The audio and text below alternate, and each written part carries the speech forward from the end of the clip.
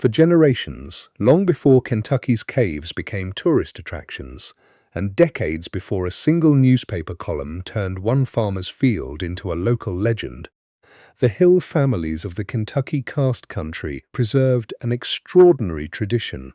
They spoke of a world beneath the ridges, not a symbolic underworld and not a place reached only after death, but real hollow spaces beneath the limestone, where something older than the settlers and older than the Cherokee towns that came before them was said to still exist. According to the oldest tellings, passed down through Hill families whose roots in the region predated any courthouse record, these were not caves in the ordinary sense. They were rooms, smooth-walled, dry and deliberately made, hidden in the layers of rock beneath the corn and hay fields of the Pennyroyal Plateau. Then, in October of 1908, a field near the edge of Barren County collapsed overnight, and a newspaper story followed that sounded strangely familiar. A tenant farmer discovered a shaft dropping 200 feet into the earth, and at the bottom of it, according to the handful of men who climbed down to see for themselves, was a chamber unlike any natural cave they had ever entered. Polished walls, no dust, no centuries of dripping stone. Within 9 days, the county government that had never spent a dollar on that farmer's road sealed the opening with concrete, and the story, like the room itself, disappeared beneath the ground. More than a century later, one question remains. Was the county protecting the public from a dangerous sinkhole, or had it stumbled onto something it did not know how to explain and decided the fastest answer was to make it vanish? Today we're examining the historical record, the oral tradition that came before it, and the 9 days in 1908 that connect them both. To understand why this story refuses to disappear, we have to start much earlier than 1908, because long before any farmer noticed his field sinking, the people of this stretch of Kentucky were already telling a story about what lay beneath it. The limestone belt, running through Barren, Edmonson, and Warren counties, is some of the most cave-riddled ground on the continent. And the oral histories that survive from both Cherokee accounts of the region and the earliest Scots-Irish settlers describe the same basic idea in 2 different vocabularies. The settlers called them the Hollow Hills, places where the ground rang false underfoot, and where old-timers claimed you could hear something moving beneath a cellar floor on a still night.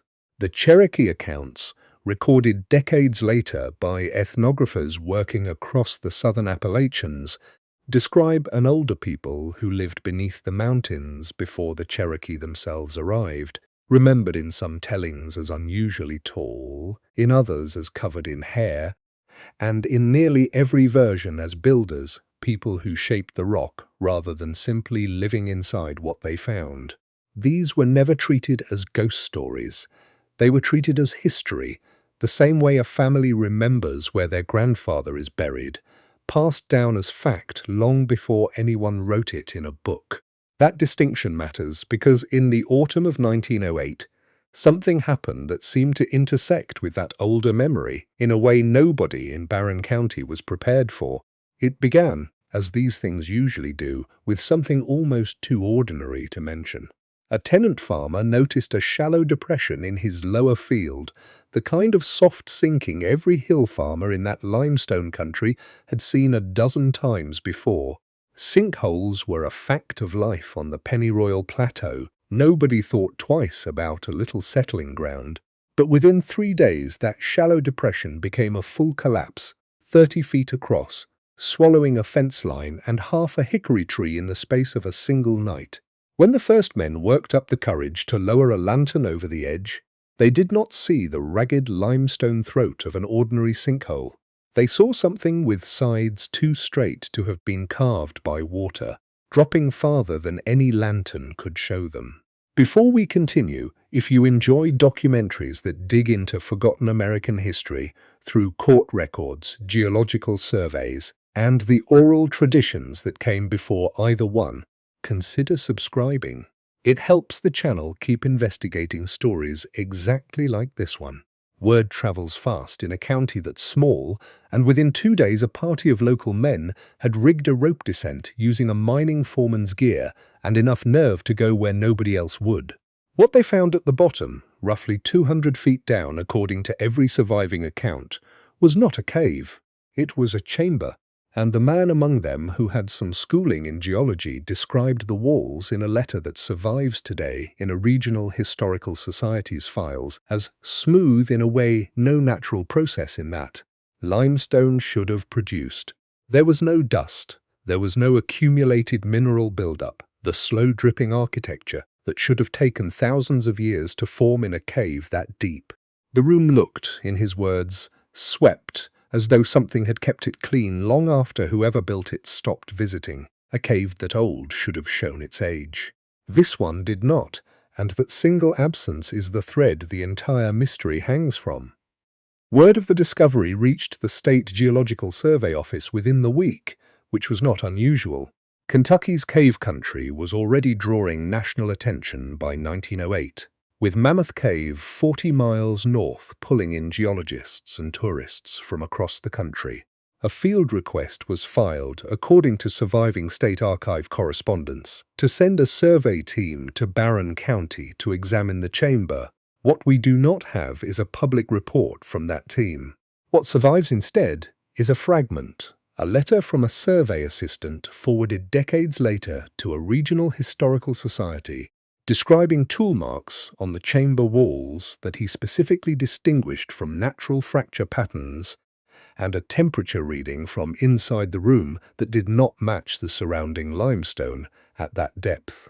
A warm, dry, smooth, dustless chamber 200 feet under a hayfield is not a description of a cave, it is a description of something made.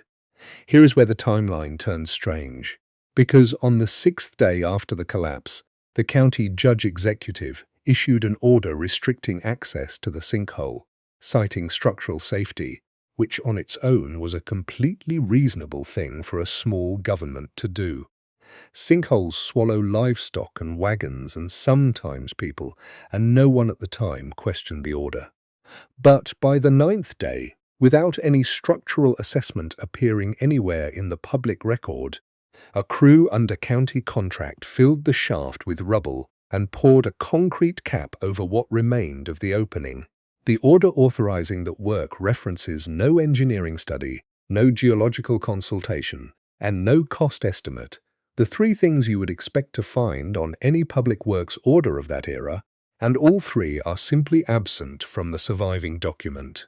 The schoolteacher who first described the tool marks ended his letter with a single line that has survived word for word. They filled it faster than they found it. To be fair to the county, the explanation they gave publicly was not secretive.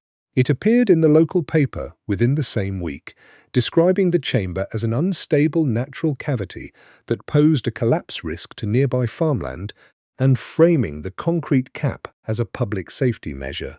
This is, on its face, a reasonable action for a 1908 county government to take. But it does not explain the missing engineering report. It does not explain a dustless, temperature anomalous chamber described in specific detail by a trained observer before the county's own explanation had even been printed. And it does not explain how a courthouse that could not fund a bridge repair that same year found the money to move a full concrete crew onto a tenant farmer's land within 72 hours. Something was being managed. The only open question is what and by whom. For many local historians, the official explanation was enough, and the story faded into the kind of footnote every county has, filed away with the other odd things that happened once and were never spoken of again. But others who looked closer noticed that Barren County was not alone. Regional newspaper archives from neighboring counties, digitized only within the last 2 decades, describe at least 3 other reports of polished rock chambers uncovered during mining and well-digging operations across the same limestone belt between 1890 and 1915. Each follows a strikingly similar shape, an unexpected opening, a smooth-walled room far deeper than the local geology should allow without collapsing on itself. A short burst of local excitement. and then a quiet, rapid closure by local authorities, almost always within 2 weeks. One strange room becomes four. Four becomes a pattern, and a pattern, unlike a single coincidence, asks for an explanation that a single sinkhole never would. It is worth taking the natural explanation seriously here, because most of what it accounts for is genuinely solid science. Kentucky sits on karst topography, limestone bedrock that dissolves over thousands of years into cave systems that can produce startlingly straight, planar walls where the mineral composition of the rock is unusually uniform. Geologists confirm that under the right conditions, dissolution alone can carve chambers smooth enough to look worked, particularly where a harder mineral seam has resisted erosion evenly on every side. An isolated air pocket sealed off from the surface for long stretches of time could plausibly explain the absence of dust, the absence of bats, and the absence of the slow mineral buildup you would expect in a connected cave system. This is a fair explanation, grounded in real geology, and it accounts for a great deal of what was found.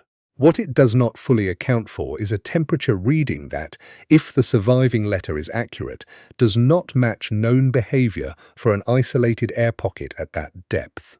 And it does not explain why a trained observer, in the same letter, specifically separated what he called tool marks from the kind of natural fracture pattern he would have recognized from every other collapse he had seen in that county. Natural explanations can cover most of the evidence here. They struggle to cover all of it. And if even one of these chambers was cut rather than dissolved, the question stops being about a single Kentucky farm and becomes a question about who was working underground in that region long before any deed was ever filed on the land above it. Indigenous mining and quarrying activity across the eastern woodlands, including extensive flint extraction and mineral working, is well documented by archaeologists going back centuries before European settlement in this part of the continent. It is not a difficult leap to wonder whether a chamber like this one marks something built by that older presence the Cherokee accounts describe, worked deep beneath the ridge, then lost to memory until a tenant farmer's mule found the soft spot in a hayfield 2 centuries later. That would explain the speed of the county's response far better than any structural safety order does. Not a grand conspiracy in the way the word usually gets used, but something smaller and far more familiar. A local government doing exactly what small governments tend to do when something expensive, inconvenient, and difficult to explain turns up on private land. They make it disappear from the record as quickly as they can, and they call it safety. More than a century has passed since that field near Barren County dropped into itself overnight.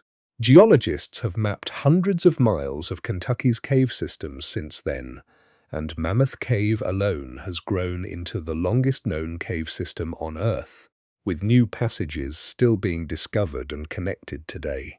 Archaeologists have documented rock shelters, quarries, and settlement sites across this same limestone belt, filling in a picture of continuous human presence stretching back thousands of years. And yet, despite all of that work, the story of what happened in 9 days in October of 1908 has never fully gone away, because it asks a question nobody has answered in a way that satisfies everyone. If the chamber really was nothing more than an unstable natural cavity, why does the public record show no engineering assessment behind a concrete order issued within days? If it was exactly what the county said it was, why does a trained observer's private letter describe tool marks and temperature anomalies that a routine sinkhole would never produce? History has not given us a clean answer. What it has left instead is a set of fragments.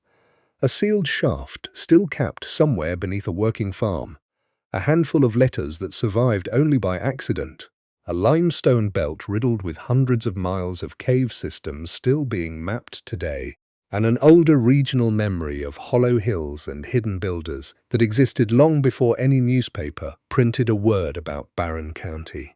The Kentucky Heritage Council, which now oversees historical sites across the state, has never issued a formal statement on the 1908 incident, and the property itself remains privately owned, changing hands twice since the concrete was poured.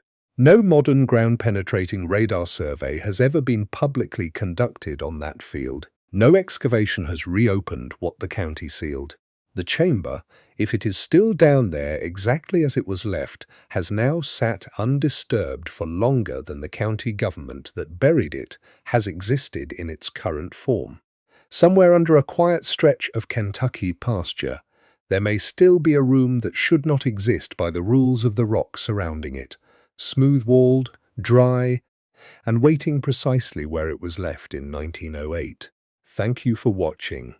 If you enjoy documentaries that dig into forgotten American history through court records, geological archives, and the older traditions that came before either one, consider subscribing for more investigations like this. And before you go, I would like to hear what you think. Do you believe Barren County genuinely sealed a dangerous sinkhole, or did 9 days in 1908 hide something the record was never meant to explain? Let me know in the comments, and I will see you in the next documentary.